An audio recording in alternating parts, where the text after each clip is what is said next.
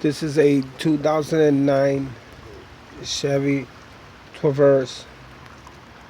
You try to find the power steering pump fluid to measure the fluid.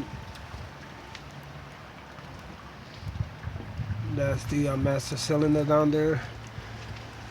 That's the windshield wiper. And underneath here, you see that little drawing there. You remove this here, and that's the radiator. Well, the radiator cap is under here, but you can add the coolant right here.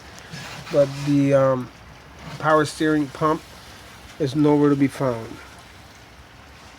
But it's right here. You remove this here, and remove this here. This, you just pull it out and it comes out. Well, it doesn't come out that easy. I removed it already before.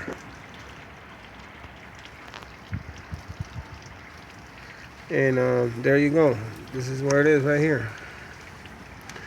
This is where the power steering fluid is. And this one we're trying to is making a sound. It looks like it's kind of low.